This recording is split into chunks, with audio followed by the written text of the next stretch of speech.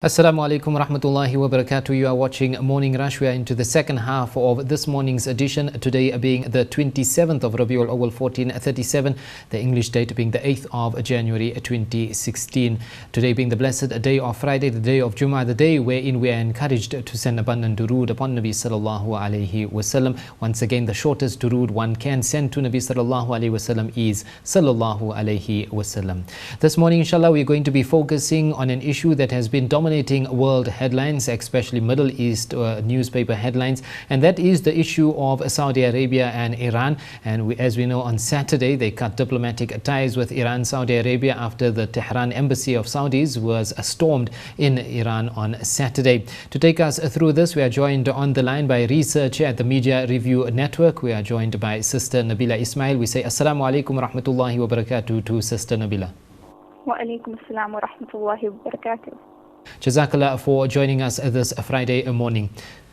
Nabila, take us through why both countries have dominated the world headlines at the moment.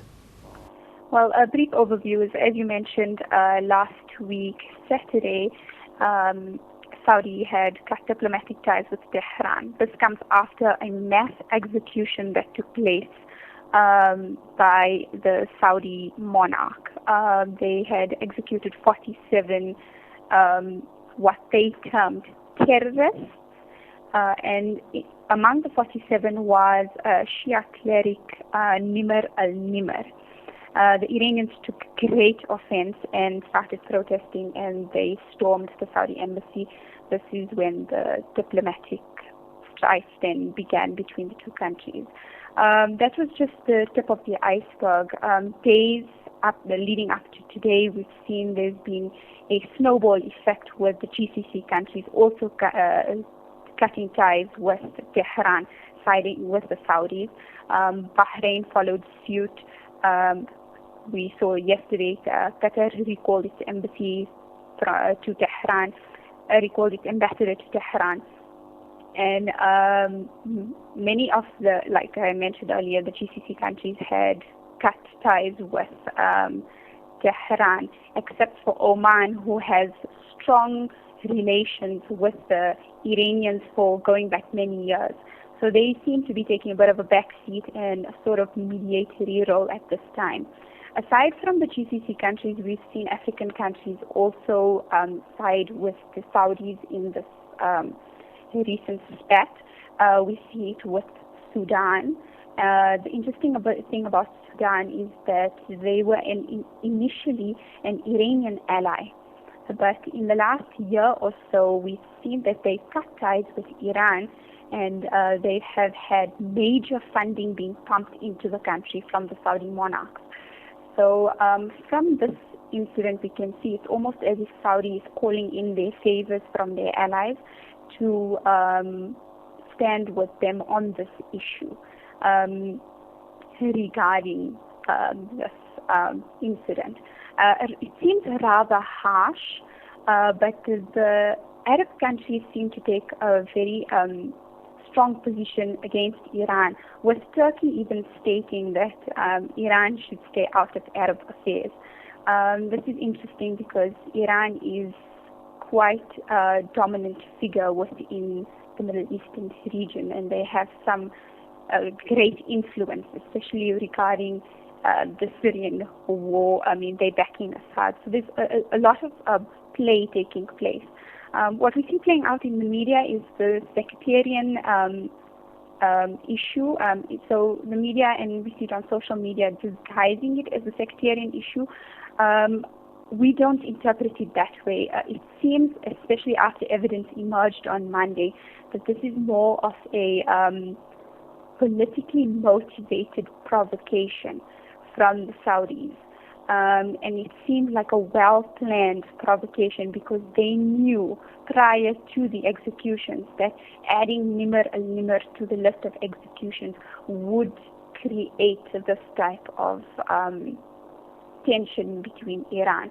And considering Iran's role in the current context, especially regarding the nuclear deals and so forth, and its influence in, again, like I said, the Yemeni war and the Syrian war, it's quite an interesting situation that's playing out at the moment. Nabila, this kind of situation that is playing out at the moment, was it inevitable, or could this diplomatic row, in your opinion, be avoided? It depends which angle you look at it from. It could definitely be avoided, but it seems as though Saudi wanted to make it inevitable, considering that their position and their influence within the region is almost dissipating, and Iran's influence is increasing. So on the foreign and regional as well as diplomatic fronts, Saudi is suffering some major blowbacks, and it wants to deflect attention away from itself, and they're using Iran as the scapegoat. So it seems almost inevitable they would use Iran, as Iran is the only other power in the region threatening their power at the moment. So it serves their purposes if they were to make Iran the demon again. Looking at the Middle East, and as it stands, Nabila, after the Arab Spring, and we see the invasion of countries like Iraq, what impact does this have on the stability of the region? And can we say that this is a power struggle between the two countries, as you have made mention? It definitely has an impact on the stability within the region, and it's definitely a show of foul play at the moment. The instability, we know that the Middle East generally for many years has been in war and in turmoil, and the civilians on the ground have suffered major losses. We know war after war, and currently at the moment Saudi is involved directly in two wars. We know that from the Syrian front and from the Yemeni front. They are, on the Syrian front, they are the principal financiers and sponsors of Al-Qaeda militias that are opposing the Assad regime. And we know that Assad is an Iranian ally. So there is almost this war between Iran and Saudi Arabia in the Syrian peninsula. Going to Yemen, we know that Saudi is fighting the Houthis in Yemen for control within the Yemen, so obviously for control within Yemen.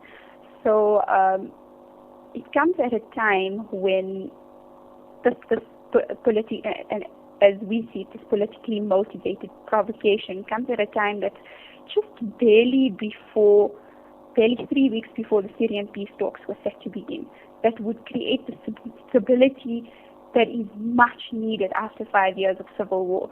And it comes just after the ceasefire of the Saudi Yemeni brokered ceasefire.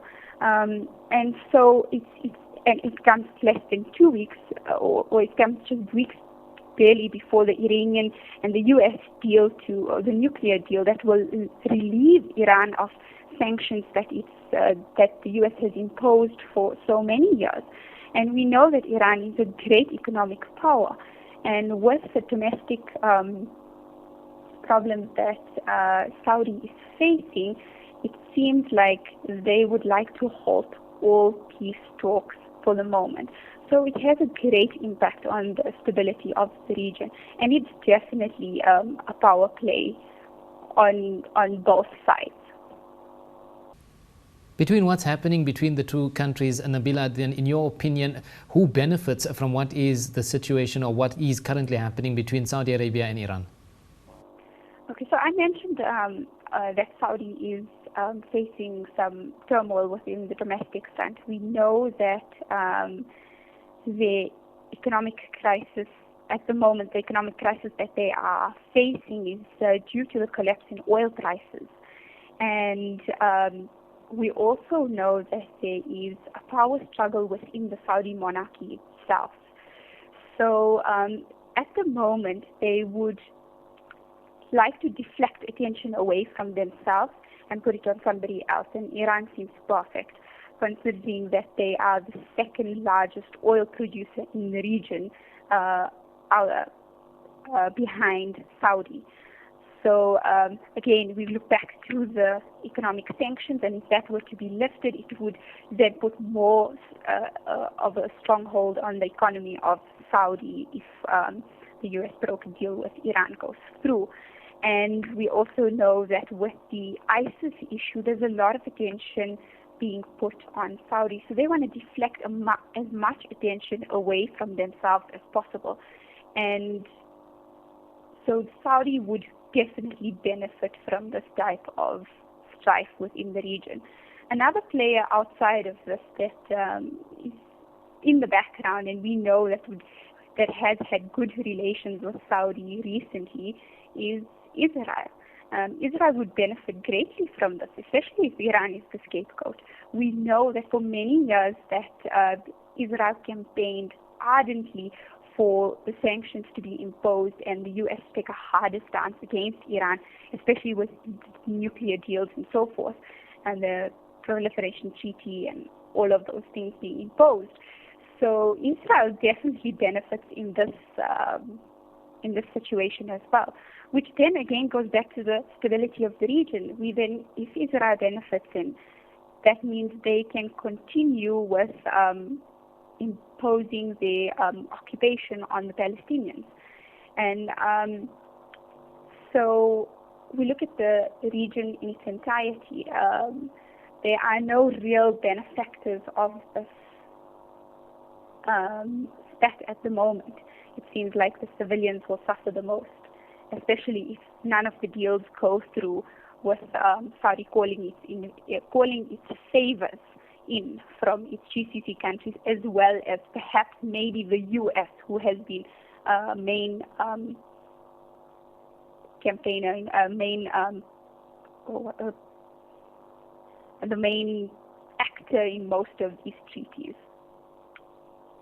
Nabila, you've made mention with regards to the crisis that is unfolding in Syria. We see that Saudi Arabia has said that this will not affect the cutting off of diplomatic ties with Iran, and Saudi Arabia will not affect the peace process that they're both involved in. And you have made mention that they are both on opposing sides of the table. In your opinion, will this affect it? From our reading, it definitely looks like it will affect it. And it seems like political conjecture from Saudi saying that it won't affect it, because their hostilities towards Iran are great. And so I'm unconvinced that it won't affect the Syrian crisis and the Syrian peace talks. But time will tell. I mean, considering the context, again, I mentioned it's just barely 3 weeks before the Syrian peace talks.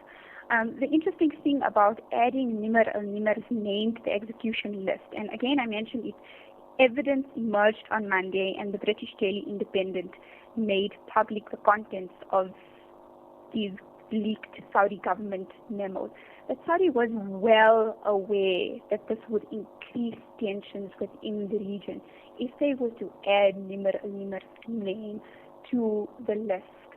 So why then would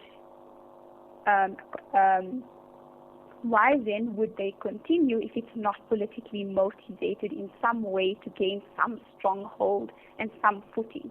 Signing the peace talks will always put them in the back foot, and they don't want to seem defeated or humiliated by any type of defeat.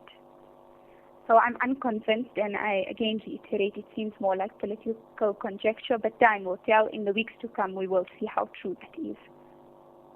Finally, Nabila, you've made mention with regards to time will tell. What is the way forward for both these countries then, and the stability of the Middle East?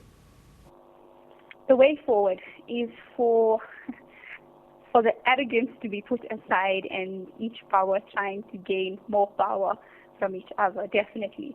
There needs to be some kind of peace made between the two countries, and understanding that each has their own role to play within the region.